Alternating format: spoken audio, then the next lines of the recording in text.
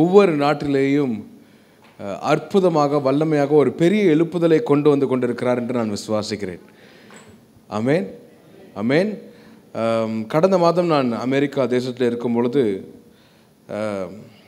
அந்த பாஸ்டர் ஒரு காரியத்தை சொன்னார் என்னிடத்தில். ஆசியாவிலிருந்து எங்களை நோக்கி வந்த காலங்கள் போய்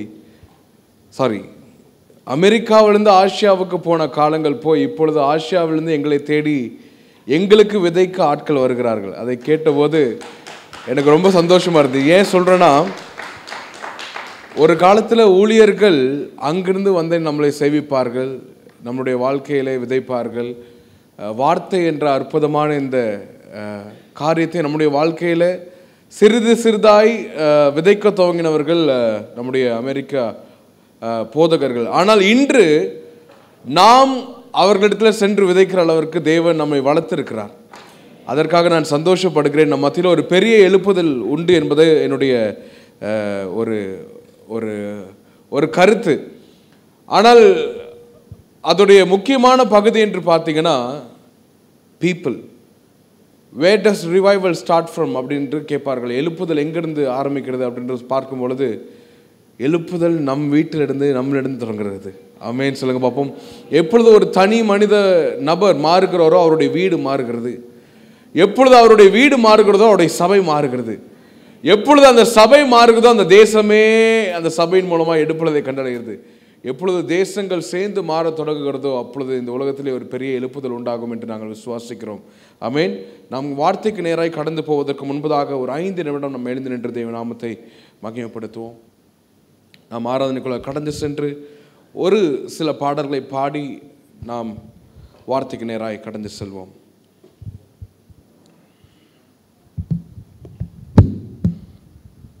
கண்களை மூடி தேவனை நோக்கி பார்ப்போம். தகப்பனே, எங்களோடு கூட நீர் பேசுங்க.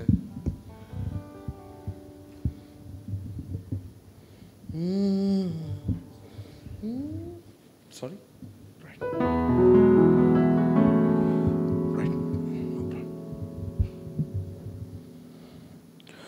உங்க நாமம் உயரணும், இன்னும் மேன்மை அடையணும்.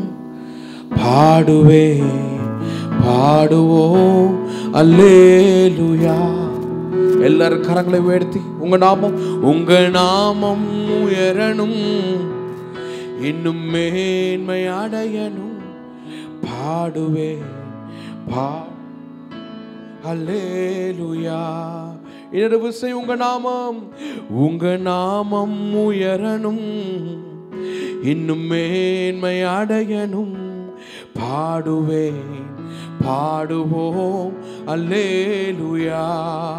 கரங்களை உயர்த்தி உங்க நாமம் உயரணும், இன்னும் மேன்மை அடையணும். பாடுவேன். நீங்க மட்டும் பாடுங்க பாபா. பெருங்காற்றும் அடங்கி போகும், பெருங்காற்றும் அடங்கி போகும், எக்கடலும் வழி திறக்கும். உங்க நாமம் உயர்த்தும் போது கண்மலையும் கரைந்து போகும். பெருங்காற்று அடங்கி போகும், எக்கடலும் வழி திறக்கும். உங்க நாமம் உயர்த்தும் போது கண்மலையும் கரைந்து போகும். இயேசுவே உம் நாமமே உயரணும். அல்லேலூயா. கரங்களை உயர்த்தி இயேசுவே ஒரு முகத்தோடு ஒரு சிந்தையோடு நாமமே பெருகணும். அல்லேலூயா. உங்க நாமம் உயரணும். தகப்பனே, உங்கள் பிள்ளைகள் மத்தியிலே உம்முடைய பிரசன்னம் நிறைந்து காணப்படுவதாக. பாடுவோம் அல்லேலூயா. இன்னொரு உங்க நாமம் இன்னும் மேன்மை அடையணும். பாடுவோம் அல்லேலூயா. சிறைச்சாலை அடைப்பதில்லை. come on. சிறைச்சாலை அடைப்பதில்லை, சங்கிலிகள் நிரந்தரமில்லை. உங்க நாமம் உயர்த்தும் போது அஸ்திபாரம் நிலைப்பதில்லை, சிறைச்சாலை அடைப்பதில்லை. சங்கிலிகள் நிரந்தரமில்லை. உங்க நாமம் உயர்த்தும் போது அஸ்திபாரம் நிலைப்பதில்லை. இயேசுவே உம் நாமமே பெருகணும். ஹல்லேலூயா. கைகளை உயர்த்தி இயேசுவே, எல்லாரும் ஒரு முகத்தோடு ஒரு சிந்தையோடு மமே உயரணும். ஹல்லேலூயா. உங்க நாமம், நீங்க மட்டும் பாடுங்க பாப்போம். இன்னும் மேன்மை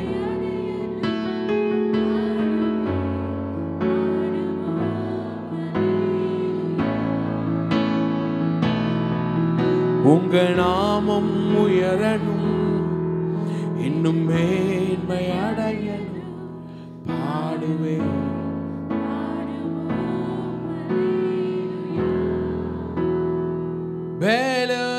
பலவீனன் பலவான் என்று சொல்வான், தாரித்தீரன் செழித்திடுவான். தேவ நின் செயலிதுவே நமக்காய். கைகளை உயர்த்தி பலவீனன் பலவீனன் பலவான் என்று சொல்வான், தாரித்தீரன் செழித்திடுவான். தேவ நின் செயலிதுவே நமக்கா நன்றி. அன்பின் பரலோக தகப்பனே, இந்த காலை வேளையில் உம்முடைய கிருபை, பெரிதான கிருபை இந்த மக்கள் மத்தியில் அசைவாடுவதாக. உம்முடைய வார்த்தையானது உள்ளங்களிலே பிளந்து பிரித்து ஊடுதவி சென்று இந்த மக்களுடைய வாழ்க்கை செழிக்கத்தக்க ஆண்டவரே, அவருடைய வாழ்க்கையை மாற்றும் வண்ணமாக உம்முடைய வல்லமை புறப்படுவதாக. ராஜா, நீரே எங்களோடு கூட இருங்க. உம்முடைய மகிமையின் பிரசன்னத்தை நாங்கள் உணரும்படி செய்யுங்க. இயேசுவின் நாமத்தில் பிதாவே, ஆமென். உட்காருவோம்.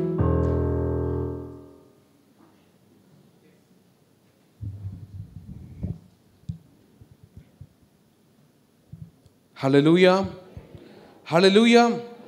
எத்தனை பேர் சந்தோஷமா இருக்கீங்க? தேவன் உங்களுக்கு ஒரு அற்புதமான ஆலயத்தை கொடுத்திருக்கிறார். கரங்களை தட்டி தேவநாமத்தை மகிமைப்படுத்துங்களேன். நிச்சயமாக தேவனுடைய பிரசன்னம் இங்கே அதிகமாய் காணப்படுகிறது. ஆமென். நான் இப்போ இந்தியாவிலையும் கனடாவிலையும் பாதி நாட்கள் மாறி மாறி இருக்கிறேன். ஒரு காரியத்தை பார்த்தீங்கன்னா, நமக்கு இந்த ஸ்னோ வலிக்க வேண்டிய அவசியம் கிடையாது. ஜாலியாக எந்திரிக்கிறோம், 8 மணிக்கு ஆராதனா, ஒரு 7:30 மணிக்கு கிளம்பி என்ன பண்ணுறோம், புறப்பட்டு வந்துடணும். ஆனால் அமெரிக்காவில் கனடாவில் ஒரு கஷ்டம் என்னென்னா, மக்களுக்கு காலையில் எந்திரிச்சு அவங்க என்ன பண்ணுவாங்க, ஸ்னோ வலிக்கணும். வாசல்ல இருந்து ஃபுல்லாக நான் போனோம் இந்த கடந்த வருஷம் 40 சென்டிமீட்டர் ஸ்னோ. இதுவரைக்கும் 20 வருஷங்களாக பார்க்க முடியாத அளவுக்கு ஸ்னோ. டெக்ஸஸ் பகுதியில் வந்து இது வரைக்கும் ஸ்னோவே பார்க்க முடியாது. கால்ட் அஸ் சம்மர் சிட்டின்னு சொல்லுவாங்க, சன் சிட்டி. வெறும் வெயில மட்டும்தான் அந்த நாட்டில் அந்த ஒரு ஸ்டேட்டில் பார்க்க முடியும். ஆனால் அதிசய வண்ணமாக இந்த வருஷம் அவர்கள் மத்தியிலும் பெரிதான ஸ்னோ இருந்தது. அவங்க அந்த சிட்டியே வந்து it's not use to snow அப்படின்றாங்க. எதற்காக இதை சொல்ல வருகிறேன்னா, நம்முடைய வாழ்க்கைக்கு கொஞ்சம் லேசாக இருக்கு இல்லையா? ஆனால் அவர்களுடைய வாழ்க்கையும் லேசுபடுத்துவதற்கு கடைகளில் என்ன பண்ணுவாங்க, ஒரு கூடாரம் விற்பார்கள். காஸ்கோ இருக்கா மலேசியாவில்? காஸ்கோ இல்லை, சூப்பர் மார்ட் மாதிரி ஏதாச்சும் இருக்குதா? நிறைய சூப்பர் மார்ட்ஸ் இருக்கு இல்லையா? இந்த இடங்களுக்கு நீங்கள் போய் பார்த்தீங்கன்னா டென்ட் விற்பாங்க. நம்ம ஏஷியாவில் இருக்க மோஸ்ட்லி ஹவுசஸில் வந்து என்னென்னா, அந்த போர்ட்டிகோக்கு முன்னாடி பார்த்தீங்கன்னா பார்க்கிங் லாட் இருக்கும். எத்தனை பேர் பார்க்கிங் லாட் வச்சுருக்கீங்க வீட்டில்? யாருக்கும் பார்க்கிங் லாட் இல்லையா? இருக்கு மோஸ்ட்லி. ஓகே. ஆனா கனடா அமெரிக்காவில் பார்த்தீங்கன்னா அவர்களுக்குன்னு ஒரு பார்க்கிங் லாட் கிடைப்பது ரொம்ப கஷ்டம். அப்படி கிடைச்சாலும் அவங்க என்ன பண்ணுவாங்க, அந்த வீட்டுக்குள்ளேயே வச்சு அதை கட்டுவாங்க. மோஸ்ட்லி வசதி இல்லாதவங்க என்ன பண்ணுவாங்க, பெரும்பாலான ஆட்களுக்கு இந்த பார்க்கிங் லாட் வாங்குவது பயங்கர கஷ்டம். அப்போ அப்பார்ட்மெண்ட்டில் தங்கி இருக்கவங்க ரோட்லேயே தான் பார்க் பண்ணுவாங்க. ஆனால் ரோட்டில் பார்க் பண்ணும்போது அவசரத்துக்கு காரை எடுக்கணும், காரை எடுத்து வெளியே போகணும் அப்படின்னா அவங்களுக்கு ரொம்ப கஷ்டம். அப்போ என்ன பண்ணுவாங்க, இந்த காஸ்கோ அப்படிங்கிற கடைக்கு போயிட்டு இந்த $800 $900 கொடுத்து ஒரு டென்ட் வாங்குவாங்க. அவர்களுடைய காருக்கு மாத்திரம் ஒரு டென்ட் அமைச்சு என்ன பண்ணுவாங்க, ஈஸியாக அதுக்குள்ளே பார்க் பண்ணி காரை வெளியே ஈஸியாக எடுக்கிறதுக்கு. இப்படி வேதாகமத்தில் ஒரு மனிதனும் முதலாக ஒரு கூடாரத்தை உண்டாக்கினான். எத்தனை பேருக்கு அவனுடைய பெயர் தெரியும்? சொல்லுங்க பார்ப்போம். ஒருத்தர் கரெக்டாக சொன்னார். அப்படி கொஞ்சம் சத்தமாக சொல்லுங்க பார்ப்போம். காலையில் எல்லாம் அமைதியாக இருக்கீங்க, சாப்பிட்டு வந்தீங்களா? ஓகே. ஒரு மனிதன் வேதாகமத்திலே முதலாக தேவனுக்கென்று ஒரு கூடாரத்தை உண்டாக்கினான். அவன் மோசே. ஆமென். மோசேயுடைய பின்புலத்தை நீங்கள் பார்த்தீர்கள் என்றால், மோசே ஓகே ராஜரீக ஒரு அரசாங்கத்தில் வளருகிறான். ஆனால் உண்மையான லீடர்ஷிப் குவாலிட்டி, ஒரு ஆட்களை நடத்தக்கூடிய தகுதி அவனுக்கு இருக்கிறதா என்று கேட்டால் அவனுக்கு கிடையாது. மக்களை ஆண்டு மக்களை சேவித்து அவர்களை வழி நடத்தக்கூடிய திராணியோ சக்தியோ அதனுடைய அறிவோ அவனுக்கு இருக்குதா என்று கேட்டால் அவனுக்கு முற்றிலுமாய் கிடையாது. அல்லேலூயா ஆமென் அப்படின்னு உங்ககிட்ட ஒருத்தர் வந்து பிரசங்கம் பண்ணாருன்னா நீங்க என்ன சொல்லுவீங்க? இவருக்கு அல்லேலூயா ஆமென்னு என்ன பண்ணல, சொல்ல வரல. இவர் எப்படி ஒரு முழுமையான பிரசங்கத்தை பிரசங்கித்து முடிப்பார் என்று நீங்க என்ன பண்ணுவீங்க? யோசிக்க ஆரம்பிப்பீர்கள். இப்படி ஒரு மந்த நாவை கொண்ட ஒரு மனிதனை தேவன் பயன்படுத்தி ஒரு ஜனத்தொகையை தேவனுக்கென்று ஏற்படுத்தி அவர்களை வழிநடத்தி செல்கிறார்.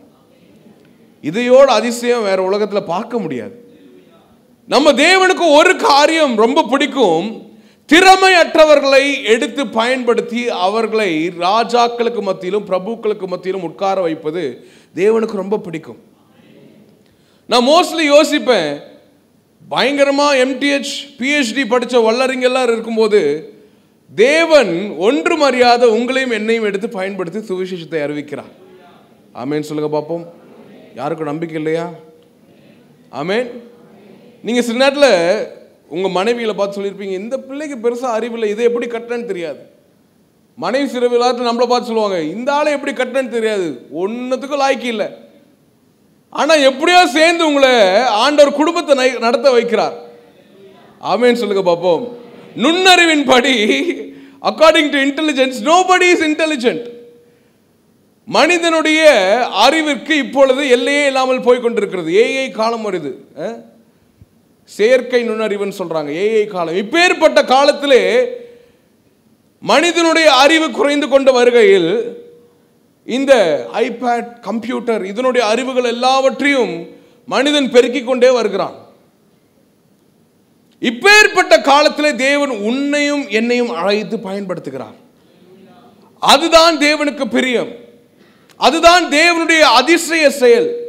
ஏன் எதற்காக இந்த கூடாரத்தை மோசே உண்டாக்கினான் என்றால், மோசேயோடு கூட தேவன் முகமுகமாய் தினமும் பேச ஒரு கூடாரத்தை அமைத்து அதற்குள்ளாக சென்றான்.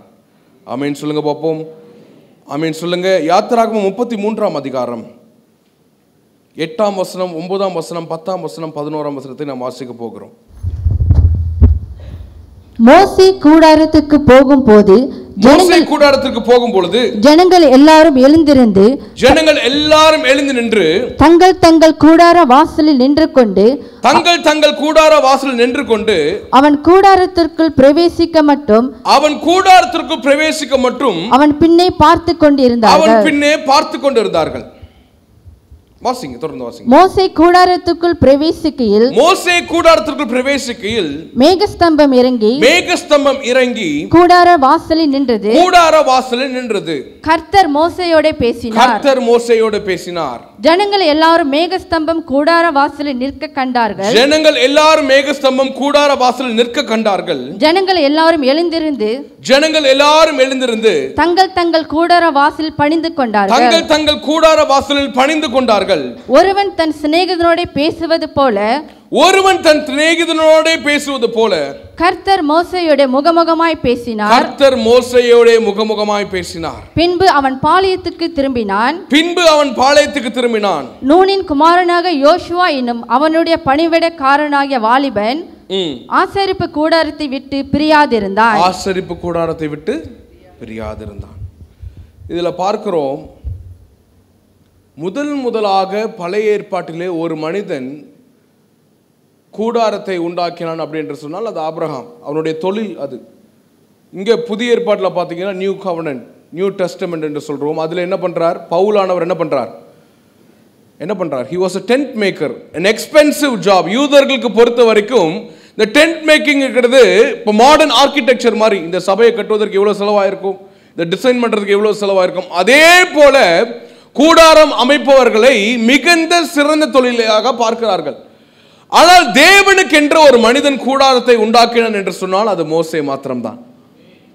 அவன் உண்டாக்கின கூடாரத்திலே தேவனே வந்து அவனோடு ஒரு சிநேகிதனோடு பேசும் ஒரு முகமுகமாய் அவனோடு பேசினார். ஆமென் சொல்லுங்க பார்ப்போம். எத்தனை பேருக்கு அந்த உள்ளான உணர்வு இருக்கு, தேவன் என்னோடு கூட முகமுகமாய் தினந்தோறும் பேச வேண்டும்? ஆசை இருக்கிறவங்க கையை உயர்த்தி ஆமேன்னு சொல்லுங்க பார்ப்போம். மேலே இருக்கவங்க கையை உயர்த்தி ஆமேன்னு சொல்லுங்க பார்ப்போம். தேவன் நம்மளோடு முகமுகமாய் பேசுவாரானால் நம்முடைய வாழ்க்கை இப்படிங்கிறதுக்குள்ள மாறிடும். ஆமேன்னு சொல்லுங்க பார்ப்போம். தகுதி இல்லாதவர்கள் தகுதிப்படுவார்கள், அழைப்பில்லாதவர் தங்களுடைய அழைப்பை பெற்றுக்கொள்வார்கள், மாம்சீகமாய் யோசிக்கிறவர்கள் ஆவியின் ரீதியாக யோசிக்க ஆரம்பிப்பார்கள். இதெல்லாம் எப்பொழுது மாறுகிறது? மகிமையின் கூடாரத்திற்குள் மோசேயோடு தேவன் முகமுகமாய் பேசினது போல உங்களுடைய வாழ்க்கையில தேவன் பேச ஆரம்பித்தார். நான் இந்த மலேசியன் ரெஸ்டாரண்ட்ஸ் எனக்கு ரொம்ப பிடிக்கும். ஏன்னு சொல்லுங்க பார்ப்போம். ஒன்று சாப்பாடு, கண்டிப்பாக சாப்பாடு இல்லாமல் மலேசியாவில் ஒரு காரியமும் ஓடாது. தமிழ்நாட்கள் இப்போ நான் ஒரு நாளைக்கு 2 வேளை சாப்பிட்றேன். நான் மலேசியாக்காரங்களை பார்த்தா எல்லா வேலையும் சாப்பிட்டு கொண்டிருக்கிறாங்க.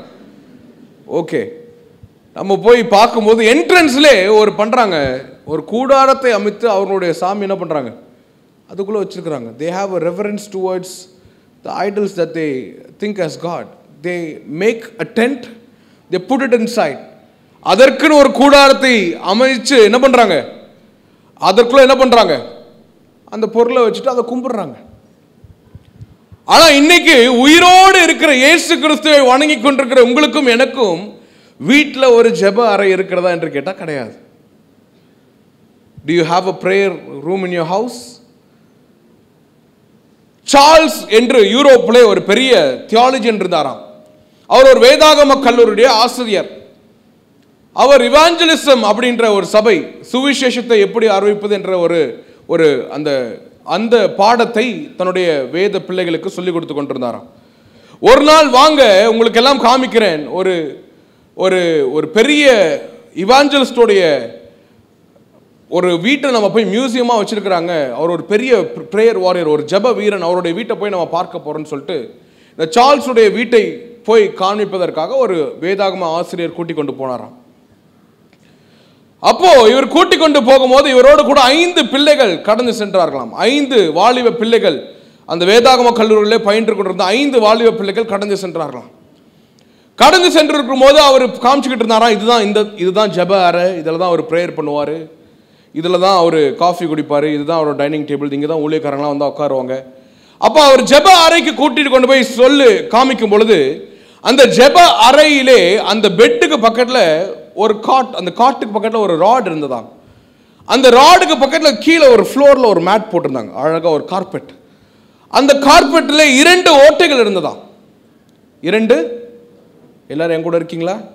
2 ஓட்டைகள் இருந்ததாம். அப்போ அந்த ஆசிரியர் போய் அதில் முட்டி போட்டு சொன்னாராம், இதில் தான் உட்காந்து அவர் ஜோம் பண்ணுவார், அவர் ஜெபித்து ஜெபித்து இந்த 2 ஓட்டைகளும் தன்னுடைய முழங்கால் பதிஞ்சு அந்த கார்பெட் என்னவா இருக்கு, ஓட்டையா இருக்கு. இதெல்லாம் சொல்லி விட்டுட்டு அவரு ஒவ்வொரு ஃப்ளோரா கூட்டிட்டு போய் எல்லாத்தையும் எக்ஸ்பிளைன் பண்ணிட்டு அந்த பிள்ளைகளை வெளியில கூட்டிட்டு வரும்போது 5 மாணவர்கள் வந்தார்கள், ஒரு மாணவனை மாத்திரம் காணவில்லையாம்.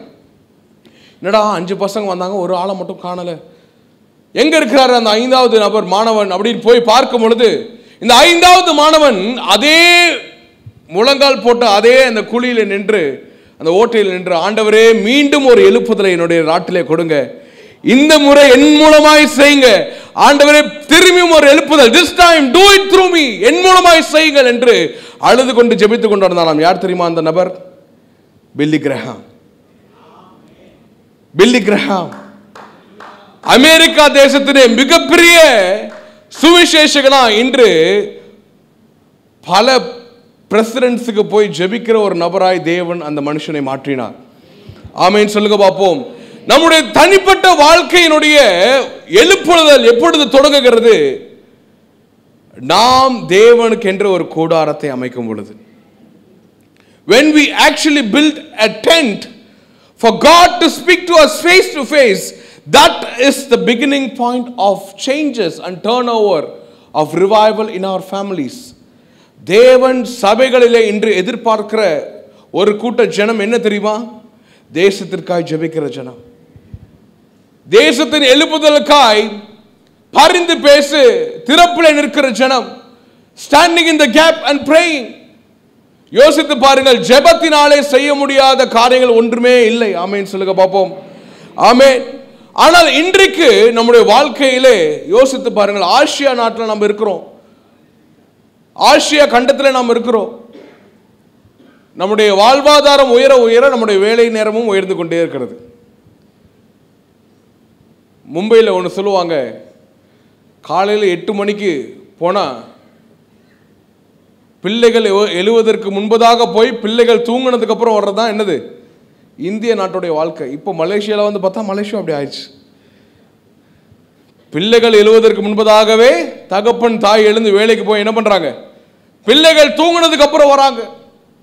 இதுல எங்க ஜெபிக்க நேரம், எங்க கூடாரம் அமைக்க நேரம்?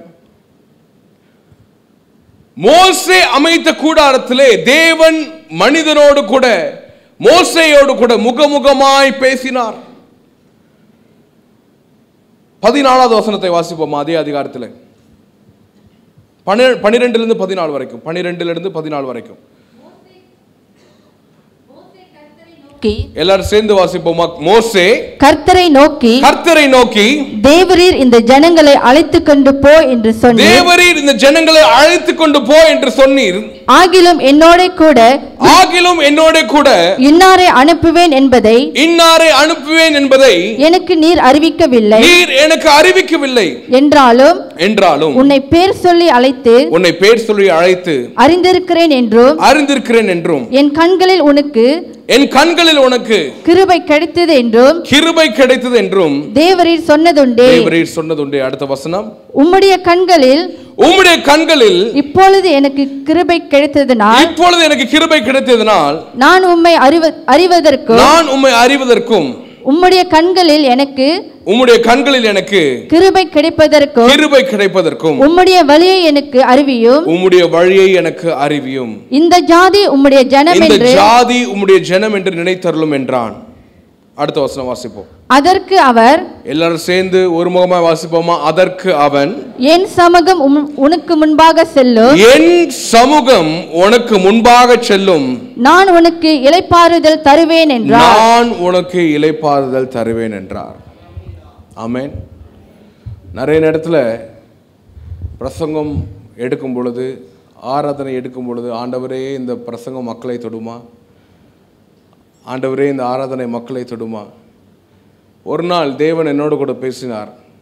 நீ போய் நிற்கும் பொழுது உன் மூலமாய் பேசுகிறது நீ அல்ல, நானே உன் மூலமாய் பேசுவேன். நீ போய் நடத்தும் போது உன்னுடைய பாடல் அல்ல வெளிப்படுவது, என்னுடைய மகிமையே வெளிப்படும். ஆண்டவர் சொல்லுகிறார், நிறைய நாட்களிலே நீங்கள் கேட்கிறீங்க, ஆண்டவரே என்னுடைய குடும்பத்தை நான் நடத்தி கொண்டு போறேன், என் பணத்தை நான் கொண்டு போய் என்ன பண்றேன், என்னுடைய பிள்ளைகளுக்காக விதைக்கிறேன், இதை வாங்கி தரேன், அதை வாங்கி தரேன், என் குடும்பம் செழிக்கணும். ஆனால் தேவன் சொல்லுகிறார், நீ ஒன்றுமே செய்ய வேண்டாம், நான் உனக்கு முன்பதாக சென்று உனக்கு நான் இளைப்பாறுதலை தருவேன். ஆமேன் சொல்லுங்க பார்ப்போம். எத்தனை பேர் டிரைவ் பண்ணுவீங்க? எத்தனை ஆம்பளைங்க டிரைவ் பண்ணுவீங்க? கையை உயர்த்துக்க பார்ப்போம். எத்தனை ஒய்ஃபுங்க டிரைவ் பண்ணுவீங்க? ரொம்ப கம்மி தானோ? ஓகே. எங்கள் வீட்டார் அம்மா என்ன பண்ணுவாங்க, பாஸ்டர் எங்கள் வீட்டார் அம்மா நான் டிரைவ் பண்ணும்போது எங்கே பிரேக் பிடிக்கணும் எங்கே கீர் பண்ணணும்னு அவங்க தான் சொல்லுவாங்க. Speed breaker. நான் ஒரு நாள் சொன்னேன், நீங்கள் இதே மாதிரி கத்திக்கிட்டே இருந்தீங்கன்னா இந்த கடைசி சீட்டில் இருக்கு பாருங்கள், 7வது சீட்டு, அங்கே போய் உட்காந்துக்கோங்க. நீங்களும் நானும் கொஞ்சம் தனிப்பட்ட முறையில் ஜோம் பண்ணிக்கிட்டே வண்டி ஓட்டிக்கிட்டு என்ன பண்ணுவோம், வருவோம். நம்ம பிரேக் போடுற வரதுக்குள்ளே என்ன பண்ணுவோம், இன்னொருத்தங்க வராம்பார். அதுவும் மலேசியாவில் சும்மாவே சொல்ல வேணாம், நீங்கள் லைட்டாக கேப் போட்டிங்கன்னா எப்படி ஓட்டுறானுங்க. ஒரு தடவை பாஸ்டர் பொன்னி நானும் இங்கிருந்து ஏர்போர்ட் போயிட்டு இருந்தோம். ஒருத்தன் அப்படியே வந்தான் எங்கள் கார் கிராஸ் பண்ணி, திடீர்னு வருமா உய் அப்படின்னு ஒரு பேரில் மேலே தூக்கிட்டான். நான் யோசித்தேன், ஆண்டவரே, அவனை தொடர்ந்து ஒரு 3 பேர் அதே மாதிரி உய் அப்படின்னு மேலே தூக்கிட்டே ஓட்டினானுங்க. நாங்கள் ஏர்போர்ட் போகிறதுக்குள்ள லெஃப்டில் அந்த ஒரு டோல்கேட் தாண்டி பார்த்தா ஒருத்தன் கீழே படுத்து கிடந்தான். பாஸ்டர் பொன்னி சொன்னார், நான் அங்கேயே சொன்னேன்ல, வேணா ஒருத்தன் சாவான இன்னைக்கு பாருங்க பாஸ்டர், இதுதான் வேலை இங்கே. ஏன் சொல்ல வந்தேன்னா, சில நேரத்தில் வண்டியை ஓட்டுவது ஆண்டவர். ஆனால் நாம் என்ன நினைக்கிறோம், நான் தான் ஸ்டேரிங் பிடிச்சிருக்கேன் இன்னைக்கு. அதாவது ஒரு அம்மா சொன்னாங்க, பாஸ்டர் என் புருஷன் தான் குடும்பத்தின் தலைவர், அவர் எல்லாத்துக்கும் ஆமாம் அப்படின்னு சொல்லுவார், அவர் தான் குடும்பத்தின் தலை, ஆனால் நான் குடும்பத்தின் கழுத்து, எப்படி வேணாலும் திருப்பிக்குவேன். ஆமான்னு சொல்ல சொன்னால் ஆமான்னு சொல்லுவார், இல்லைன்னு சொல்ல சொன்னால் இல்லைன்னு சொல்லுவார். நான் இப்படி தலையாட்டிக்குவேன்னு நம்ம நினைக்கிறோம் அநேக நேரத்தில் we are the one directing our life. ஆனால் மோசேவுக்கு ஒரு காரியம் புரியவில்லை. அவன் நினைச்சான், ஆண்டவர் என்னை தெரிந்து கொண்டுட்டார், என்னை அனுப்பி விடுகிறார், இந்த தேசத்தை என்னுடைய ஜனமாக கொடுக்கிறார் என்று சொல்றாரு. ஆனால் என் கூட யார் வருவார்னு சொல்ல, பரவாயில்ல, அவருடைய கண்ணில் எனக்கு கிருபை கிடைச்சிருச்சு, இப்பொழுது நான் போறேன், ஆண்டவர் என் கூட வருவாரா? ஆண்டவர் இந்த காரியத்தை செய்வாரா? அவன் தான் நடத்தி கொண்டு போகிறேன் என்ற அந்த சாயல் அவன் மீது வரும்பொழுது, கர்த்தர் அவனுக்கென்று இந்த கூடாரத்திலே முகமுகமாய் பேசி சொன்ன காரியம் என்ன, நான் உனக்கு முன்பதாக செல்வேன், நான் உனக்கு முன்பதாக சென்று எல்லாவற்றையும் நானே பார்த்து கொண்டு உனக்கு இளைப்பாறுதல் தருவேன். இளைப்பாறுதல் என்ன தெரியுமா? இளைப்பாறுதல் என்ன? சும்மா இருக்கணும். இங்கே சும்மான்றது வேற வார்த்தை இல்லையா? நல்ல வார்த்தை தானே? ஓகே. ஒரு தடவை ஹிந்தியில் பிரசங்கம் பண்ணிட்டு இருக்கோம், சும்மானா முத்தம் போல அவங்களுக்கு. பாஸ்டர் நீங்கள் சும்மான்னு சொன்னீங்கன்னா அவங்க வேற ஏதோ நினச்சிக்குவாங்க, நீங்கள் அடுத்த டைம் வரும்போது வேற வார்த்தையை பயன்படுத்துங்க, அதில் தான் கேட்டுக்கிட்டேன் நான். சும்மா இருக்கிறது வாழ்க்கையில் ரொம்ப கஷ்டம். ஆமேன்னு சொல்லுங்க பார்ப்போம். நீ கையில் இன்டர்நெட் வந்துருச்சு, சாட் ஜிபிடி வந்துருச்சு, கார் வந்துருச்சு, பைக் வந்துருச்சு, PS5 வந்துருச்சு, பிள்ளைங்களுக்கு எல்லாமே கொடுத்தாச்சு. இவனை போய் ஒரு ரூமில் அடைச்சி போட்டு ஒரு 5 நிமிஷம் சும்மா விடுங்களேன். 5 நிமிஷம் அவனால் சும்மா இருக்க முடியுமா? முடியாது. வாழ்க்கையில் எதையுமே செய்யாமல் இளைப்பாறுதலாய் இருக்கிறதா இந்த காலத்தில் கஷ்டம். வாழ்க்கையில் எதையுமே செய்யாமல் தேவனே எல்லாவற்றையும் செய்ய அனுமதிப்பதான் இந்த காலத்தில் கஷ்டம். சில நேரத்தில் ஆண்டவர் வண்டி ஓட்டணும் நம்ம நினைக்கும் போது அவருடைய கையிலிருந்து ஸ்டேரிங் நம்ம வாங்கிடுவோம். ஆண்டவரே எங்கள் ஸ்பீட் பிரேக்கர் வருது, பிரேக் போடுங்க. ஆண்டவரே எங்கள் ஸ்டீரிங் ரைட்டு திருப்புங்க, லெஃப்ட் போவேனா. இது எல்லாவற்றையும் யாருக்கு நாம் சொல்லிக் கொண்டிருக்கிறோம்? சொல்லுங்க, வாய்க்குள்ள திறந்து சொல்லுங்க. It can be an interactive session. நீங்கள் வாய் திறந்து பேசலாம். யாருக்கு சொல்லிக் கொண்டிருக்கிறோம்? மனிதனாக இருந்து நாம் ஆண்டவருக்கு சொல்லிக் கொண்டிருக்கிறோம். ஆனால் தேவன் இன்றைக்கு சொல்லுகிறார், உன் வீட்டிற்கு சென்று இன்றைக்கு ஒரு கூடாரம் அமை. நான் உன்னோடு கூட பேச நினைக்கிறேன், உன்னோடு கூட உறவாட நினைக்கிறேன். உன்னுடைய வாழ்க்கையுடைய அர்த்தங்களையும் உன்னுடைய வாழ்க்கையுடைய வழிகளையும் உனக்கு நான் வெளிப்படுத்த நினைக்கிறேன். Sometimes we have no clue what God is speaking. சில நேரத்தில் தேவன் நம்முடைய வாழ்க்கையில எதை பேசுகிறார், எதை செய்ய நினைக்கிறார் என்று ஒரு அடையாளமும் அறியாமல் விசுவாசிகளாய் நாம் வாழ்ந்து கொண்டிருக்கிறோம். எல்லாத்துக்கும் பாஸ்டருக்கு ஃபோன் அடிப்போம், பாஸ்டர் மூணாவது முடிச்சு போடும்போது இதுதான் என் மனைவியா? பாஸ்டர், நீங்கள் பார்த்து வச்ச புள்ள சரியில்லை. புள்ள எல்லாம் கரெக்டு தான். எல்லா விதத்திலும் நாம் நினைக்கிறது ஒரு காரியம் என்ன? நான் போய்கொண்டிருக்கிற இந்த வாழ்க்கையில நான் தான் பிடிச்சுக்கிட்டு ஓட்டணும்னு நம்ம நினைக்கிறோம். ஆனால் அந்த கூடாரத்தில் தேவன் என்ன அவனோடு பேசினார்? கூடாரத்தை அமைத்த போது அவனோடு கூட ஆண்டவர் பேசும்போது சொன்னார், நான் தான் உனக்கு முன்பதாக போக போறேன். ஆமேன். எத்தனை பேர் இந்த கூடாரத்தை அமைக்க ரெடியா இருக்கீங்க? ஆமேன் சொல்லுங்க பார்ப்போம். பாதி பேருக்கு கை வரலையே. கை வச்சிருக்கீங்களா? எத்தனை பேர்? கையை நல்லா தூக்கி சொல்லுங்க பார்ப்போம். ஆண்டவரே, கிறிஸ்து இயேசுவே, நீர்தான் என்னுடைய கூடாரம். உமக்குள்ள நான் தினமும் புகுந்து உம்முடைய வார்த்தைகளை நான் கேட்பேன். ஆமேன் சொல்லுங்க பார்ப்போம். பாருங்க, இந்த கூடாரத்தை உண்டாக்கும் பொழுது 33ஆம் அதிகாரத்தில் 7ஆம் வசனத்தை நாம் வாசிக்கும் போது, இவர்கள் பாளையத்துக்கு புறம்பாக இந்த கூடாரத்தை அமைத்தார்கள் என்று எழுதியிருக்கிறது. ஆமேன். நம்ம ஏஷியன்ஸ்க்கு வந்து ஒரு அடிக்கடி ஒரு நினைவு இருக்கிறது. சபையில் வந்து எப்போ நம்ம உட்காடுறோமோ அப்போ தான் கேஸ் ஆஃப் பண்ணிருக்கான்னு என்ன பண்ணுவோம்? வீட்டில் கேஸ் ஆஃப் பண்ணிட்டு வந்தீங்களாங்க, காரில் வர வரைக்கும் நமக்கு அது என்ன பண்ணாது, தோணாது. இங்கே வந்து அல்லேலூயா கை உயர்த்துமா, ஐயோ கேஸ் ஆஃப் பண்ணமான்னு தெரியலையே. நாம் ஒவ்வொரு முறை கிறிஸ்து இயேசுவுக்குள் புகும் பொழுது, இந்த கிறிஸ்து இயேசு என்ற கூடாரத்திற்கு புகும்போது மற்ற காரியங்களை, மற்ற சிந்தனைகளை ஒதுக்கி வைத்து விட்டு தேவனை மாத்திரமே தொழுக வருகிறோம். ஆமேன் சொல்லுங்க பார்ப்போம். ஆமேன் சொல்லுங்க பார்ப்போம். சிங்கப்பூரில் ஒரு சர்ச்சில் எழுதி போட்டிருந்தாங்க, leave not just your footwear outside but all your unnecessary thoughts.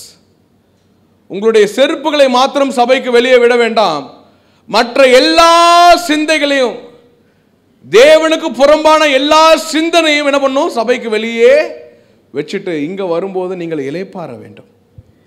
ஆமென் சொல்லுங்க பார்ப்போம். கூடாரத்திற்குள் செல்லும் பொழுது கூடாரத்தின் மகிமையை நாம் முழுதாக அடைய வேண்டும் என்று நினைக்கும் பொழுது வேற எந்த ஒரு சிந்தனையும் நமக்கு இருக்கக்கூடாது. இன்றைக்கு எல்லாரும் ஒர்க் ஃப்ரம் ஹோம் சொல்றோம். Work from home culture. வீட்டிலேயே என்ன இருக்கு, ஆஃபீஸ் இருக்கு. சில நேரம் என்ன பண்ணுறோம், ஆம்லேட் போட்டு பக்கத்தில் வச்சுக்கிட்டு hello hello yes yes yes zoom is working yes come on. மேலே மட்டும் சூட் போட்டுட்டு கீழே லுங்கி போட்டுட்டு இருக்கோம். நம்ம இந்த கோவிடில் பாஸ்டர் நாங்கள் பட்ட பாடு இருக்குது. ஒவ்வொரு விசுவாசிக்கும் ஃபோன் பண்ணி சொல்லுவோம், பிரதர் இன்னைக்கு நீங்கள் போட்டிருந்த ட்ரௌசர் தெரியுது, கொஞ்சம் நீங்கள் அடுத்த நாள் வரும்போது கொஞ்சம் பேண்ட் போட்டு டீசெண்டாக வாங்க, எல்லாரும் விசுவாசிகளாம் பார்க்குறாங்க. கூடாரத்திற்குள் நுழையும் போது கூடாரத்தினுடைய ஆடை மாத்திரம் இருந்தால் பத்தாது, கூடாரத்தினுடைய சிந்தையும் வேண்டும். ஆமென் சொல்லுங்க பார்ப்போம். மோசே தனியாக பாளையத்துக்கு புறம்பாக கூடாரம் அமைத்ததற்கு காரணம் என்ன? Away from all the chaos. சபைக்குள்ள வந்து நம்ம பிரச்சனைகளை பற்றி, சபைக்குள்ள வந்துட்டு நம்ம மற்ற காரியங்களை பற்றி யோசிப்போமானால் அது நம்முடைய வாழ்க்கையை குலைத்து விடும். இங்க வரதே எதற்காக வருகிறோம்? சமாதானத்திற்காக, ஜெபத்திற்காக, சுகத்திற்காக, பலத்திற்காக. ஆனால் தேவன் நமக்கு முன்பதாக சென்று நமக்கு கோணலானவையை செவ்வையாக்க வேண்டும் என்று நினைக்கும் பொழுது நம்முடைய சிந்தையே நமக்கு முன்பதாக செல்லுகிறது. நம்முடைய பிரச்சனைகளே சில நேரத்தில் நமக்கு முன்பதாக கொண்டு வந்து நிற்கிறோம். பாருங்க, meditation is a beautiful medicine அப்படின்னு சொல்றானுங்க. ஆனால் நம்ம என்ன பண்றோம்? கவலையே தியானிக்கிறோம். போன வருஷம் என் ஹஸ்பண்டு இது வாங்கி தரேன்னு சொன்னார். மனுஷன் இது வாங்கியே தரல, ஒரே ஏமாத்துக்காரனாக இருக்கான். இந்த ஆளை எப்படி கட்டுன்னு தெரில, யோசித்துக்கிட்டே இருக்கிறோம். இந்த புள்ள படிக்கிறேன்னு வச்சு இதுக்கு மேக்ஸே வரமாட்டேங்குது, இதை பற்றி என்ன பண்ணுறது தெரியலையே. யோசித்து கொண்டே இருக்கிறோம்.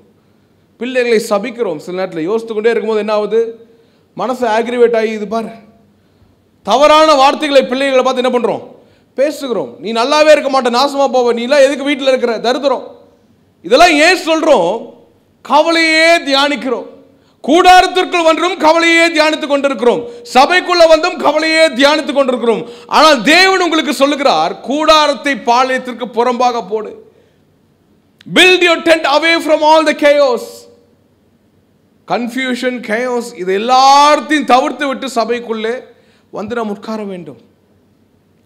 இது எல்லாவற்றையும் தவிர்த்து விட்டு 24 மணி நேரம் இருக்குன்னா அந்த 24 மணி நேரத்தில் எத்தனையோ நேரம் நம்ம உழைக்கிறோம், எத்தனையோ நேரம் பேசுகிறோம், எத்தனையோ நேரம் நெட்ஃப்ளிக்ஸ் பார்க்குறோம், எத்தனையோ நேரம் இது பண்ணுறோம். இதை எல்லாவற்றையும் அப்புறப்படுத்தி விட்டு ஒரு மணி நேரம் குடும்பமாய் நாம் சேர்ந்து உட்கார்ந்து வேதாகமத்தின் காரியத்தை நாம் பேசுகிறோமா, ஜெபிக்கிறோமா என்பதை நாம் யோசித்து பார்க்க வேண்டும். ஆமென் சொல்லுங்க பார்ப்போம். தேவனுடைய மகிமையை மாத்திரம் எதிர்பார்க்கிற நாம்போ தேவனுக்கென்று ஒரு கூடாரத்தை அமைப்பது இல்லை. ஏன்? We as 21st centurions have become lazy. சோம்பேறிகளாக மாறிவிட்டோம் என்று அறிவு, இப்ப இருக்கிற நுண்ணறிவுகளே நம்மளை பார்த்து சொல்லுது.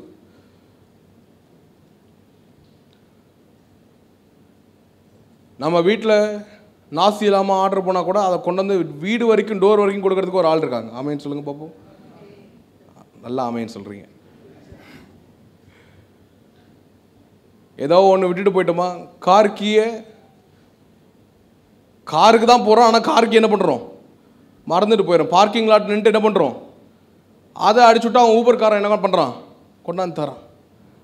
அந்த அளவுக்கு ஆகிப்போச்சு. எதற்காக சொல்லுகிறோம்? மோசே இந்த கூடாரத்தை உண்டாக்கின போது பாளையத்திற்கு புறம்பாக உண்டாக்கினான். ஆமென். நம்ம ஆண்டவர் தரிசிக்க வரோம், ஆண்டவருக்காக நேரம் செலுத்த வரோம் அப்படின்னு சொல்லும்போது மற்ற எல்லா சிந்தனை, தூக்கம், எத்தனை பேர் இங்கே வந்து தூங்குறீங்க? பாதி பேர் இலைப்பாதல் சொன்னே, பாஸ்டர் நல்லா ஏசி போட்டு வச்சுருக்காரு, காலையில் போனேனே ஆண்டவரே நீர் கொடுக்குற இலைப்பாதல் போல வேலை எங்கேயும் வரலப்பா, இங்கே வந்து சர்வசாதாரணமாக ஹல்லேலூயா. பாஸ்டர் ஒரு நாள் கேட்டாராம், இந்த சபையை கட்டுவதற்கு 1000 வெள்ளி கொடுக்கிற ஒரு நபரை தேவன் எதிர்பார்க்கிறார். அவ்வளோ நேரம் தூக்கிட்டு இருந்தவர் எது காலையிலேயே சொல்றார் ஹல்லேலூயா அப்படின்னாராம். ஓகே நன்றி பிரதர், அடுத்த வாரம் வரும்போது கவரில் போட்டு என்ன பண்ணுங்க, கொண்டாந்துருங்க. அந்த மாதிரி சபைக்கு வந்து இலைப்பாறுதலை பெற்றுக்கொள்ளணும், அது இல்லை, அதல்ல இலைப்பாறுதல். உங்களுக்கு முன்பதாக அவருடைய சமூகம் சென்று எல்லாவற்றையும் உங்களுக்கு சுலபமாய் மாற்றும். ஆனால் அது எப்போது நடக்கிறது? நீங்கள் கூடாரத்திற்குள் சென்று அவருடைய முகமுகமாய் தரிசித்து அவருக்கான காரியங்களை அவர் உங்களிடத்தில் பேசும் பொழுது அதை நீங்கள் செயல்படுத்தும் போது தான் அது மாறுகிறது. ஆமென். The tent was a regular practice with consistency. 33ஆம் அதிகாரம் 11ஆம் வசனத்தை நாம் வாசிக்கும் போது அதில் காணப்படுகிறது, கூடாரத்தை உண்டாக்கின மோசே வெறும் ஒரு நாள் வந்துட்டு அப்படியே போயிடாம தினம்தோறும் அந்த கூடாரத்திற்கு பிரவேசித்தானாம். ஆமென். எத்தனை பேர் சபையிலே இருக்கிறீங்க? எத்தனை பேர் சபையிலே இருக்கீங்க? சண்டே கிறிஸ்டியன்ஸ்லாம் ஆமென் சொல்லுங்க பார்ப்போம். மாட்டிக்கிட்டீங்க. யார் அது? நான் சின்ன வயசில் இருக்கும்போது ஒரு அருமையான பாடல் ஆசிரியர் இப்படி எழுதினார், சண்டே கிறிஸ்தவன், சண்டே மாத்திரம் கிறிஸ்தவன், சண்டே மாத்திரம் ஊழியம், மற்ற நேரத்துலாம் அட்டூழியம். அப்படியா? சொல்கிற பேச்செல்லாம் கேட்கவே மாட்டேன்றான் பாஸ்டர், ஆனால் சண்டே ஸ்கூலில் போய் அல்லேலூயா அல்லேலூயான்றான் பாஸ்டர். இன்றைக்கு நாம் நினைக்கிறோம் ஞாயிற்றுக்கிழமை மாத்திரம் வந்தா போதும். ஞாயிற்றுக்கிழமை மாத்திரம் எத்தனையோ சபையில் சாமியல்கள் இருப்பாங்க, அவங்களாம் கரெக்டாக 10:30 மணி சர்வீஸ்க்கு 10:30 மணிக்கு வந்து கரெக்டாக 11 மணிக்கு என்ன பண்ணுவார், எஜெக்ட் ஆகிறாங்க. பாதி பேர் காணிக்க போட்டு எந்திரிச்சு போகிறவங்களாம் இருக்காங்க இந்தியாவில். அவங்களாம் சொல்லுவாங்க, உங்கள் அடுத்த வாரம் உங்கள் பேர் சாமியல் இல்லை, உங்கள் பேர் யூதாஸ். நாம் சபையிலே இருக்கும் பொழுது கஷ்டம்தான், அதற்குரிய ஆசீர்வாதத்தை நீங்கள் பெற்றுக்கொள்வீர்கள். நீங்கள் தேவனுடைய பரிகாரத்திலே இருக்கும் பொழுது அதனுடைய கவரிங் உங்களுக்கு ஹெல்ப் பண்ணும். நீங்கள் தேவனுடைய பிரசன்னத்திலே எந்நேரம் இருக்கும் பொழுது நீங்கள் போய் ஒரு காரியத்தை செய்யும் பொழுது நீங்கள் அல்ல அந்த காரியத்தை செய்கிறீர்கள், தேவனே அந்த காரியத்தை செய்கிறார். இப்படின்றதுக்குள்ள ஒரு விஷயம் எப்போ மாறுது? ஒரு மனுஷனுக்குள் எப்பொழுது தேவ பிரசன்னம் எந்நேரம் கிரியை செய்து கொண்டிருக்கிறதோ அவன் எந்த காரியத்தை கையில் எடுத்தாலும் அதை சாதிக்கிறான். அவன் எந்த காரியத்தை கையை செய்யணும்னு நினைக்கிறானோ அது எல்லாவற்றையும் நீதிமான் தன்னுடைய கையை எடுத்து ஒரு காரியத்தில் வைக்கும் பொழுது அதை செழிப்பாக்குகிறான். ஏன்? அவனோடு கூட தேவ பிரசன்னம் இருக்கிறது. பேட்டரியை ரீசார்ஜ் பண்ணாமலே நம்ம என்ன பண்றோம்? எல்லா இடத்துக்கும் போய் இந்த ஐபோன் வச்சுட்டு இருக்கவங்களாம் ரொம்ப கஷ்டம். கடைசி 2% வரும்போது இருக்க நான் கூப்பிட்றேன் அப்படின்னு சார்ஜ் போடுற மாதிரி. அப்படி கிடையாது. சண்டே மாத்திரம் வந்து சார்ஜ் போட்டுட்டு நம்ம 7 நாள் அப்படி போடுறது கிடையாது. இன்றைக்கு நாம் சந்திக்கிற பிரச்சனைகள், இன்றைக்கு நாம் சந்திக்கிற காரியங்கள் எல்லாவற்றிற்கும் என்ன சொல்யூஷன்னா, இந்த மகிமையின் கூடாரத்திற்குள் நீங்களும் நானும் பிரவேசிப்பது மாத்திரம்தான். ஆமென் சொல்லுங்க பார்ப்போம். The tent was a regular practice. எத்தனை பேர் மிட் வீக் சர்வீஸ்க்கு வரீங்க? பைபிள் ஸ்டடிக்கு எத்தனை பேர் வரீங்க? ஒரு சபையோட ரேஷியோ சொல்கிறாங்க, 100% விசுவாசிகள் இருந்தாலும் 20% தான் பைபிள் ஸ்டடிக்கு வராங்க. நாட்கள் குறைந்து கொண்டே வருகிறது. வேத ஞானத்தை நாம் அறிய வேண்டும் என்ற அந்த அழைப்பு, டிசைபிள்ஷிப், ஜெபம், அந்த ஆவி நமக்குள்ள குறைந்து கொண்டே வருகிறது. ஏன் அப்படி ஆகிறது அப்படி என்று சொன்னீங்கன்னா, தேவனுடைய பிரசன்னத்தில் வந்து உட்கார்வதற்கான தாகம் மக்களிடத்தில் குறைந்து கொண்டே வருகிறது. ஏன் இப்படி மாறுகிறோம் தெரியாது. பிரச்சனைகளுக்காக மாத்திரம் சபைக்கு வருகிறோம், பிரச்சனைகளுக்காக மாத்திரம் சண்டே சர்வீஸ் அட்டெண்ட் பண்ணுறோம், அந்த ஒரு நாளுடைய பிரசன்னத்தை உணர்வதற்கு மாத்திரம் சண்டேக்கு வரும். ஆனால் உண்மையான தேவனுடைய அழைப்பு அப்படி கிடையாது. இயேசு என்ற மகிமையின் கூடாரத்தை எப்பொழுதுமே உங்கள் இருதயத்திலே சுமந்து கொண்டு திரிகிறீர்கள். ஆமென் சொல்லுங்க பார்ப்போம். ஆமென் சொல்லுங்க, சத்தமா சொல்லுங்க, கையை உயர்த்தி சொல்லுங்க. இயேசு, கையை உயர்த்தி, இயேசு என்ற மகிமையின் கூடாரத்தை என் இருதயத்திலே சுமந்து கொண்டு திரிகிறேன். சில பேர் சொல்றாங்க, நாம் நடமாடும் வேதாகமம், நாம் நடமாடும். மற்றவர் சில பேர் பைபிளே வாசிக்காதவங்க நம்மளை யாரை பார்க்குறாங்க? நம்மளையே வேதாகமாக பார்க்கிறார்கள். எதற்காக இதை சொல்லுகிறேன்? கன்சிஸ்டன்சி. 2024 ஜிம் கார்டு வாங்கினவங்களாம் ஆமேன்னு சொல்லுங்க பார்ப்போம். 2025 யார் யாரெல்லாம் ஜிம்முக்கு போக ஆரம்பிச்சிங்க?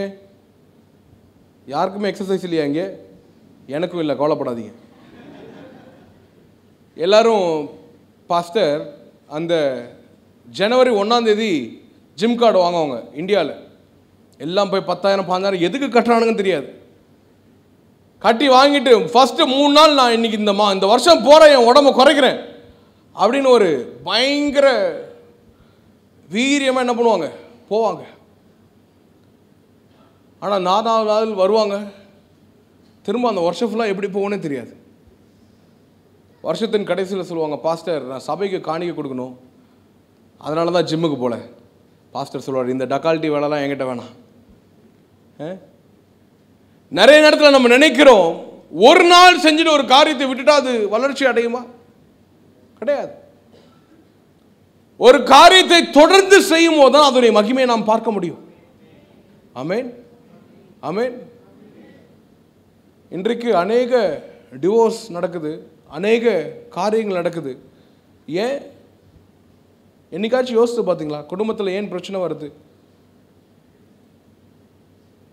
ஏதோ ஒரு சின்ன காரியத்துக்காக பிரச்சனை, ஒரு பேச்சு வந்திருக்கிறோம்.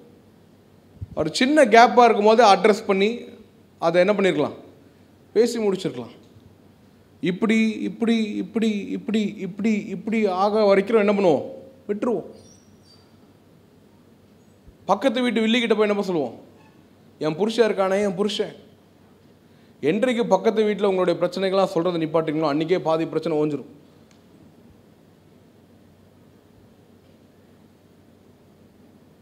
ஒரு சொல்யூஷன் என்று எதிர்பார்க்கும் பொழுது கன்சிஸ்டன்ட் என்று சொல்வார்கள். When we think of a solution, when we think of something good, when we think of a bigger glory, we think of consistency, momentum. ஒரு காரியத்தை தொடர்ந்து செய்யும் போது அதனுடைய மகிமை தனியாக இருக்கிறது. சபைக்கு வருகிறோமா, 1 மணி நேரம் பிரசங்கம் கேட்குறோமா? நம்ம யோசித்து பார்க்குறோம். 365 நாளில் மாதத்திற்கு 2 நாட்கள், 12 நாட்கள்னா எப்படி? 24 நாள். 24 நாளில் வெறும் 2 மணி நேரம், 24 into 2 48 hours. ஒரு வருஷத்திலே வெறும் 48 மணி நேரம் தான் தேவனுடைய ஆலயத்தில் நாம் செலவு செய்கிறோம். ஆமேன் சொல்லுங்க பார்ப்போம். தூங்குறவங்களும் ஆமேன் சொல்லுங்க.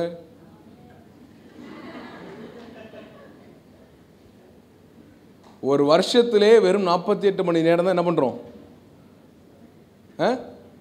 வாய்கள் திறந்து சொல்லுங்க. ஒரு வருஷத்திலேயே வெறும் 48 மணி நேரம் தான் தேவனுடைய ஆலயத்திலே வந்து நம்ம என்ன பண்ணுறோம்? உட்காரோம். அதுலேயும் நீங்கள் 10% டைத்து போட்டுறீங்க. எங்கே காலையில் வரும்போது பாதி பேர் ஆராதனைக்கு பாதியில் வருவது. ஏன் சொல்கிறோம்? தேவனுடைய மகிமையின் பிரசன்னத்தை உண்மையாகவே உணர்ந்தவர்கள் அதை திரும்பவும் திரும்பவும் தேடுகிறார்கள்.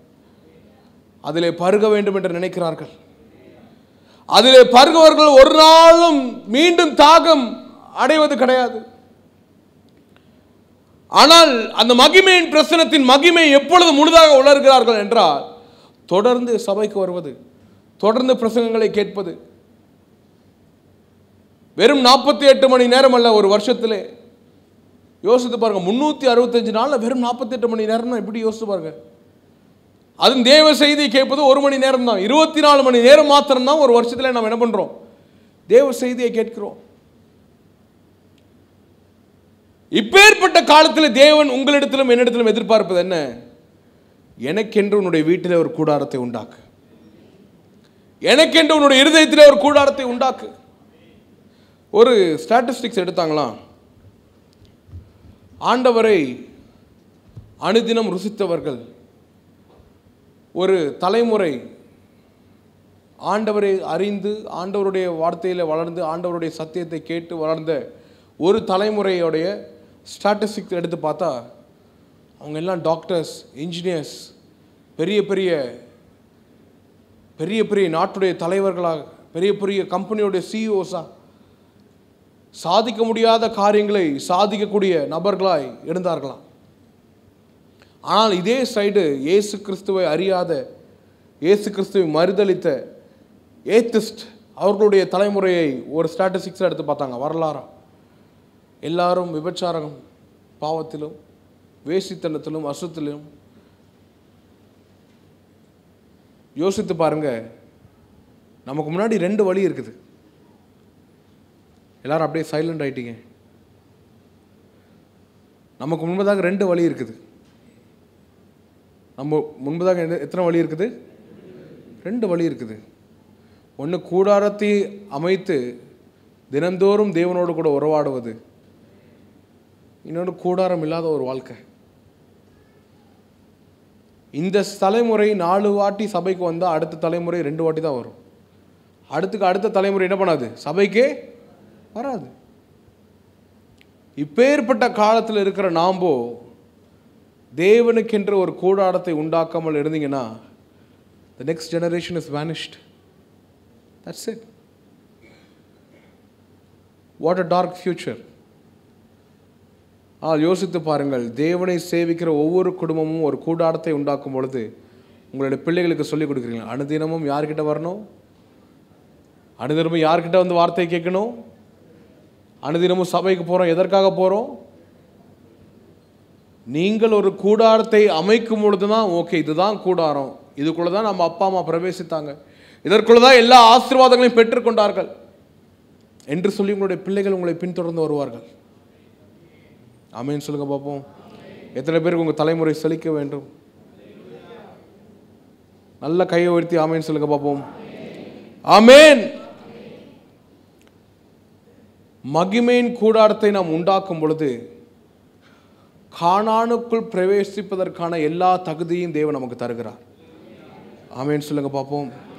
சில நேரத்தில் புது வீடு வாங்குறோம், புது கார் வாங்குறோம், ஆனால் நமக்கு ஆசீர்வாதமாக அது மாறுறதில்லை. ஏன்னா என்ன?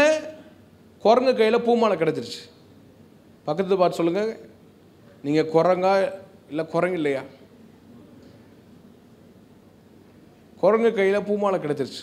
பெரிய பெரிய ஆசீர்வாதங்கள் மனிதனுக்கு கிடைக்கும் போது அதை வைத்து என்ன செய்ய வேண்டும் என்று தெரியாமல் இருக்கிறான். கழுதைக்கு ஒரு பேப்பரை கொடுத்தா $100 100 ஆரம் கொடுத்தீங்கன்னா என்ன பண்ணும்?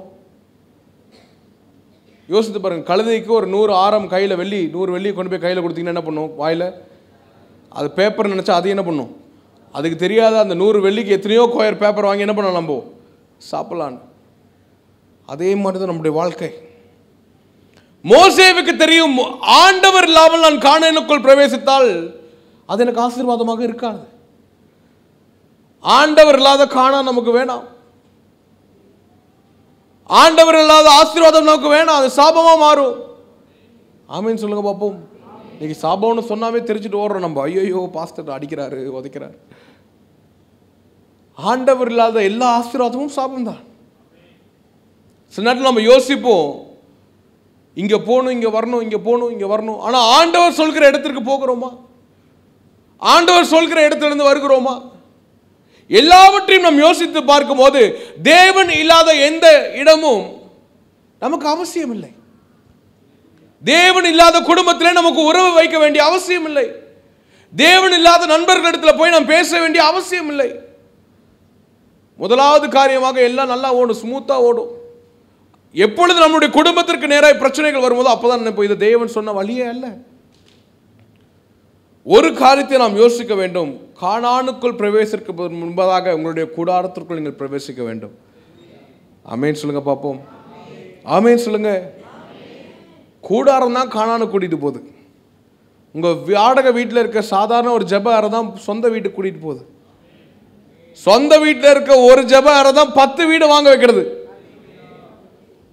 ஆமென் சொல்லுங்க பார்ப்போம். ஆமென் சொல்லுங்க. ஏன் சொல்றோம்? உங்களுடைய வாயிலிருந்து உங்களுக்காக நான் ஆமென் சொல்ல முடியாது. உங்களுடைய குடும்பங்களுக்காக நான் விசுவாச அறிக்கையை செய்ய முடியாது.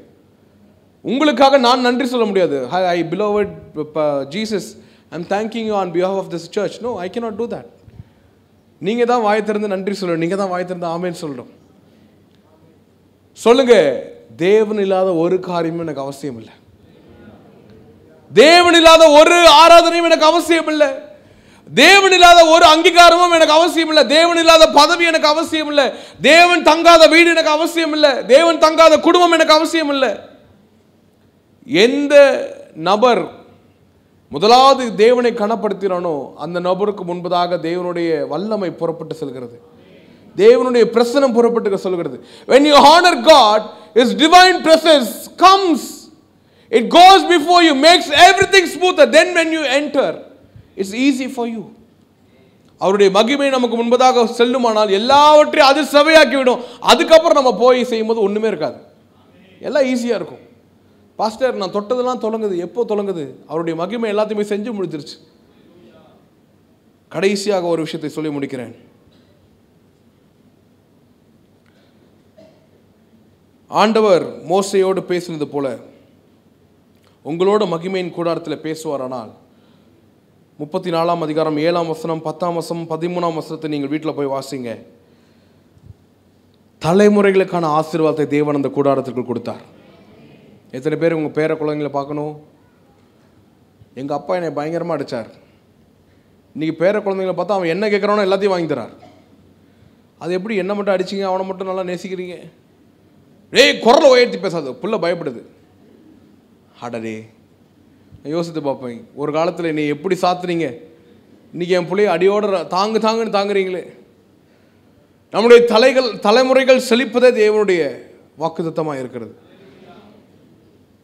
அது எப்பொழுது தேவன் மோசேக்கு பேசினார் அந்த கூடாரத்திற்குள்ள தான். Forgiveness for us and the generations. நாளைக்கு உங்களுடைய பிள்ளைகள் செய்கிற பாவத்தையும் தேவன் எங்கே மன்னிக்கிறார்? இயேசு என்ற கூடாரத்திற்குள். இயேசு இல்லாமல் நமக்கு மன்னிப்பே கிடையாது. அவருடைய ஒழித்திருந்தது இல்லாமல் நமக்கு விசுவாசமும் கிடையாது. பாவ மன்னிப்பு கிடையாது. இன்னும் பாவத்தில் இருப்போம் என்று பவுல் எழுதுகிறார். அப்போ என்ன அர்த்தம்னா, எது செழிக்கணும்னாலும் ஆண்டவர்கிட்ட வந்து தான் ஆகணும். ஆண்டவர் இல்லாமல் இங்கே ஒரு காரியம் நமக்கு தொடங்கவும் முடியாது, முடிக்கவும் முடியாது. God is the anchor, source and provision for everything. மற்றவர்கள் உங்களை குறித்து சாட்சி சொல்ல வேண்டுமானால் அதுவும் கூடாரத்திற்குள்ள தான் நடக்கும். கூடாரத்திற்குள்ளே இருந்துட்டு வெளியில போகும்போது உங்களுடைய மகிமையின் பிரசன்னத்தை மக்கள் பார்க்க முடியாத அளவுக்கு தேவன் உங்களை சாட்சியா மாற்றுவார். இப்படி இருந்தவன் இப்படி ஆயிட்டான். The aftermath of God's glory is unfathomable. It's uncomprehendable. தேவனுடைய பிரசன்னத்திற்குள்ள இருந்து ஒரு காரியத்தை செய்யுமானால் அவனோட டேலண்ட்டை பார்க்கல நம்ம மேலே இருப்போம். ஆமென் சொல்லுங்க பார்ப்போம். டேலண்ட் இஸ் அஸ் அனாயிட்டிங்ன்றாங்க. டேலண்ட் வந்து இங்கே கூட்டிகிட்டு போகும், மேடை வரைக்கும் கூட்டிட்டு போகும். ஆனால் தேவன் தருகிற மகிமை அதற்கு மேலே நம்மளை உயர்த்தும். ஆமென் சொல்லுங்க பார்ப்போம். மற்றவர்களுக்கும் நமக்கும் இருக்க வித்தியாசம் என்ன? மகிமையின் கூடாரத்திற்குள் நாம் பிரவேசிக்கும் போது தேவனுடைய மகிமை நமக்கு முன்பதாக கடந்து செல்கிறது. ஆமென். கடைசியாக ஒரே ஒரு விஷயத்தை நான் சொல்லி முடிக்கிறேன். Freedom to break Pagan altars. 34 அதிகாரம் 13 வசனம். சில நேரத்தில் மற்றவங்க நம்முடைய வாழ்க்கையில் வந்து பலிபீடங்களை கட்டி விட்டு செல்கிறார்கள். அது ஆண்டவருக்குரிய பலிபீடமானு கேட்டால் கிடையாது.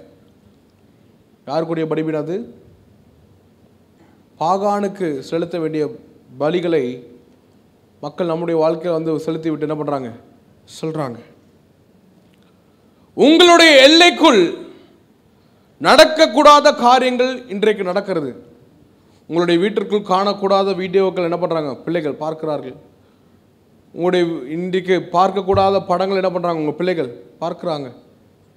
உங்கள் வீட்டுக்குள்ளே நடக்கக்கூடாத அசூசிகள் என்ன பண்ணுது? நடக்குது. இது எல்லாவற்றுக்கும் எப்பொழுது விடுதலை கிடைக்கிறது? அதே வீட்டில் எப்பொழுது ஒரு மகிமையின் கூடாரத்தை உண்டாக்கி நீங்கள் குடும்பமாய் தேவனை தேடுகிறீர்களோ அன்றைக்கு இது எல்லாவற்றையும் தேவனே தகர்த்தெறிகிறார். தேவனுடைய மகிமையே தகர்த்தெறிகிறது.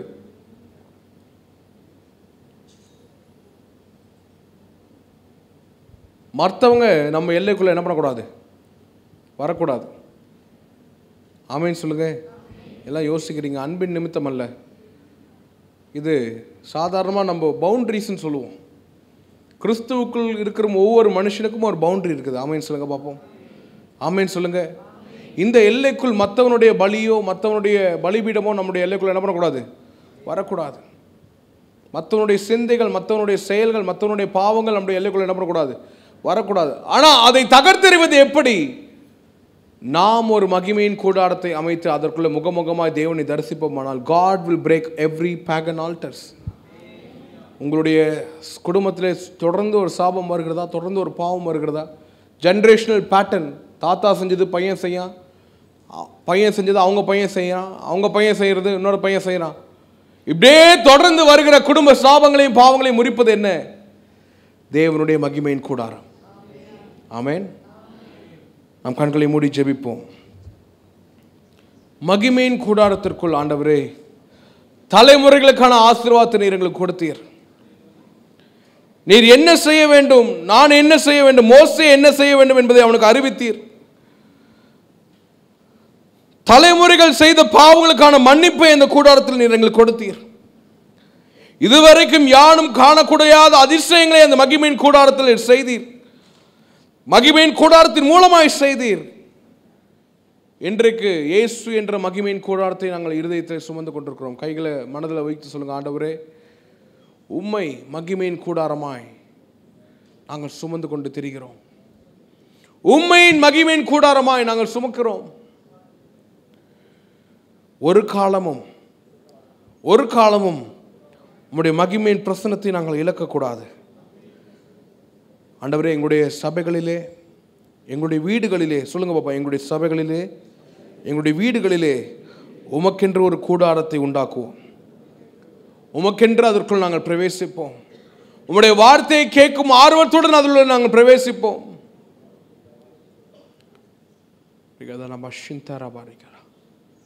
தொடர்ந்து வருகிற பாவங்கள், சாபங்கள் எல்லாவற்றையும் நாங்கள் முறித்து போடுகிறோம் ராஜா.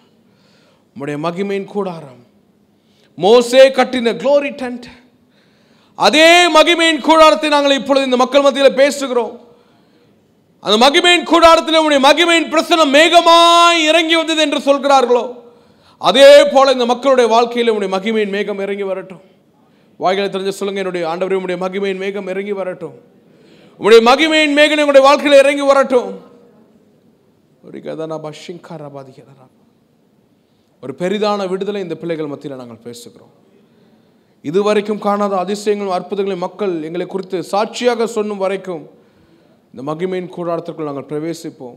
அதனுடைய அற்புதங்களை, அதிசயங்களை நாங்கள் பெற்றுக்கொள்வோம். தகப்பனே, ஆண்டவரே, இப்பொழுதும் இந்த அசம்பிளியை நாங்கள் உங்களுடைய கருத்தில் நாங்கள் ஒப்புக் கொடுக்கிறோம்.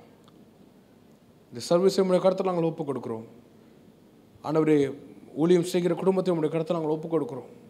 விசுவாச பிள்ளைகள் உங்களுடைய கருத்தில் நாங்கள் ஒப்புக் கொடுக்கிறோம். உன்னுடைய மகிமையின் கூடாரம் இந்த பிள்ளைகள் மத்தியில் இறங்கி வந்து அவர்கள் செய்ய முடியாத காரியங்களை நீரே அவர்களுக்காக செய்து முடிப்பீர் என்று நாங்கள் விசுவாசிக்கிறோம். நான் உனக்கு முன்பதாக செல்வேன், என்னுடைய சமூகம் உனக்கு முன்பதாக செல்லும், நான் உனக்கு இறைப்பாறுதல் தருவேன் என்று சொன்னீர். அதே போல ஒன்றுமே ஆண்டவரே, ஒன்றுமே செய்யாமல் உம்முடைய மகிமையை நாங்கள் காண்போம். நாங்கள் எங்களுடைய பலத்தை கொண்டு ஒன்றும் செய்ய இயலாது. ஆனால் நீர் எங்களுக்காக செய்வீர் என்றால் எல்லாவற்றையும் உடைய கிருபையின் மூலமாய் உடைய மகிமையின் மூலமாய் எங்களுக்கு செய்து முடிப்பீர். நீர் தாமே எங்களோடு கூட இருங்க. உடைய மகிமையின் கூடாரத்தை ருசிக்கும் வரைக்கும் ஆண்டவரே நீர் எங்களை தொடர்ந்து பலப்படுத்துங்க. இயேசுவின் நாமத்தில் பிதாவே, ஆமென். ஒரு 2 பாடல்களை உங்களுக்கு என்று நான் பாடுகிறேன். இதனுடைய தனிப்பட்ட பாடல். ஆராதனை பாடல்கள் அநேகம் இருக்கும். ஆனால் சில நேரத்தில் நாம் விசுவாச வேலைகளிலே நம்மளை பலப்படுத்தும் சில பாடல்களை நான் எழுதியிருக்கிறேன். அது உங்களை ஆசீர்வதிக்கும் என்று நான் நிச்சயமாக விரும்புகிறேன், அதை விசுவாசிக்கிறேன். 2017ஆம் ஆண்டு எனக்கு ஒரு ஃபோட்டோ இருக்குது. என் தலையிலலாம் ஒயர்லாம் பயங்கரமாக வச்சு, பயங்கரமான டிப்ரெஷன், பேனிக் அட்டாக், ஆன்சைட்டி என்று சொல்வார்கள். அப்பேற்பட்ட நிலைமையிலே நான் இருந்தேன். நான் அப்பேற்பட்ட என்னை ஆண்டவர் தொட்டார். இன்றைக்கு நான் பாடப்போகிற இந்த பாடல்களை 2021ஆம் ஆண்டு 2 ஆஸ்கர்கள் வின் பண்ண ஏஆர் ரஹ்மான் அவருடைய ஸ்டுடியோவில் ரெக்கார்ட் பண்ணேன். உலகத்தில் பிரசித்தி பெற்ற அந்த ஸ்டுடியோவில் இது வரைக்கும் ஒரு கிறிஸ்தவ பாடல் ரெக்கார்ட் பண்ணப்பட்ட சரித்திரமே கிடையாது. முதலாவது தமிழ் பாடல் எழுதும் ஒரு ஆசிரியராய் அந்த நாட்டிலே சென்று, அந்த இடத்துல சென்று எனக்கு ஆண்டவர் ரெக்கார்ட் பண்ணக்கூடிய தகுதியை கொடுத்தார். எவ்வளோ பெரிய இசைக்கலைஞனாக இருந்தாலும் அவனும் ஒரு நாள் தேவனுடைய வார்த்தையை உச்சரித்து தான் ஆக வேண்டும். ஆமென் சொல்லுங்க பார்ப்போம். எவ்வளோ பெரிய ஆளாக இருந்தும் ஒரு நாள் அவருக்கு முன்பதாக அவருடைய முழங்கால் முடங்கி தான் ஆக வேண்டும். அப்பொழுது தேவனை காட்டிலும் ஒரு மனிதருக்கு யாருக்கும் நாம் கனத்தையும் மகிமையும் நாம் செலுத்த முடியாது. எல்லா சிறந்த இசையும் எல்லா சிறந்த குரலும் தேவனுக்கு மாத்திரமே. ஆமென் சொல்லுங்க பார்ப்போம். கனவாய் விளங்கும் ஏக்கம் அனைத்தும் நினைவாகும் ஓர் நாள் வருமே. அந்நாள் எனக்காய் நீர் தரும் அனைத்தும் உலகம் கண்டு வியந்திடுமே. உறவாய் நெஞ்சதில் நீர் பதிந்தீர், மகனாய் சோகங்கள் நான் பகிர்ந்தேன். மனதாய் வாழ்க்கையில் உறவு கொண்டீர், இதுவே போதும் என்பேன். கடினம் தோன்றும் சில நிமிடங்களில் உம்மை இகழ்ந்து பகைத்து பிரிந்திருந்தேன். நிலைகள் தடுமாறும் நொடி பொழுது உம்மை ஐயோ ஐயோ நோகடித்தேன். கடினம் தோன்றும் சில நிமிடங்களில் உம்மை இகழ்ந்து பகைத்து பிரிந்திருந்தேன். நிலைகள் தடுமாறும் நொடி பொழுது உம்மை ஐயோ ஐயோ நோகடித்தேன். மனம் விட்டு பேச வைத்திரேன், நெஞ்சார என் மனதை பாட வைத்திரேன். மனம் விட்டு இயேசு என்று பேச வைத்திரேன், நெஞ்சார என் மனதை பாட வைத்திரேன். என் வாழ்வில் இது மட்டுமா கனவாய் விளங்கும் ஏக்கம் அனைத்தும் நினைவாகும் நாள் வருமே. அந்நாள் எனக்காய் நீர் தரும் அனைத்தும் உலகம் கண்டு வியந்திடுமே. உறவாய் நெஞ்சதில் நீர் பதிந்தீர், மகனாய் சோகங்கள் நான் பகிர்ந்தேன். மனதாய் வாழ்க்கையில் உறவு கொண்டேன், இதுவே போதும் என்பேன். இன்னும் ஒரு பாடல் இருக்கிறது. அநேக பிள்ளைகள் இது நீங்கள் ஒருவேளை டிவியில் பார்த்துருப்பீங்க. மனிதன் திறக்கிற சில கதவுகளை தேவன் சில நேரம் அடைக்கிறார். ஆமென் சொல்லுங்க பார்ப்போம். அது ஏன் என்று சில நேரத்தில் நம்மால் புரிந்து கொள்ள விட்டாலும் அடைக்கிற எல்லா கதவுகளுக்கும் நிகராய் தேவன் 100 மடங்கு நமக்கு கதவுகளை மீண்டும் திறக்கிறார். அதில் எல்லாவற்றிலும் தேவனுடைய ஆசீர்வாதத்தை மாத்திரமே நாம் காண்போம். ஆமென் சொல்லுங்க பார்ப்போம். நான் திறக்கும் கதவுகள் எல்லாம் சில நேரம் அடைக்கிறீர், கண்ணீரால் புலம்பினாலும் என்னை நீர் அணைக்கிறீர். நான் நினைக்கும் வழிகளை எல்லாம் சில நேரம் அடைக்கிறீர், கோபத்தால் பகைத்தாலும் இயேசு நீர் இருக்கிறீர். அடைப்பதின் காரணம் மூட நான் கற்றுக்கொண்டேன், வேண்டுவதை பார்க்கிலும் அதிகமாய் பெற்றுக்கொள்வேன். அடைப்பதின் காரணம் என்று நான் கற்றுக்கொண்டேன், வேண்டுவதை பார்க்கிலும் அதிகமாய் பெற்றுக்கொள்வேன். சின்ன சின்ன ஆசைகள் நீர் பார்க்கிறீர், ஏக்கங்கள் நீர் தீர்க்கிறீர். முற்றும் அறிந்த போதிலும் உமல்லையில் என்னை வைக்கிறீர். ஆசைகள் நீர் பார்க்கிறீர், ஏக்கங்கள் நீர் தீர்க்கிறீர். மூடன் என்ற போதிலும் உமல்லையில் என்னை வைக்கிறீர். தராரீரரா தராரீரரா தராரீரரா தரீரரா. நான் திறக்கும் கதவுகள் எல்லாம் சில நேரம் அடைத்தாலும், கண்ணீரால் புலம்பினாலும் தேவன் நீர் இருக்கிறீர். நான் நினைக்கும் வழிகளை எல்லாம் சில நேரம் அடைத்தாலும், கோபத்தால் பகைத்தாலும் இயேசு நீர் இருக்கிறீர். அடைப்பதன் காரணம் மூட நான் கற்றுக்கொண்டேன், வேண்டுவதை பார்க்கிலும் அதிகமாய் பெற்றுக்கொள்வேன். அடைப்பதின் காரணம் இன்று நான் கற்றுக்கொண்டேன், வேண்டுவதை பார்க்கிலும் அதிகமாய் பெற்றுக்கொள்வேன். சின்ன சின்ன ஆசைகள் நீர் பார்க்கிறீர், ஏக்கங்கள் நீர் தீர்க்கிறீர். முற்றும் அறிந்த போதிலும் உமல்லையில் என்னை வைக்கிறீர்.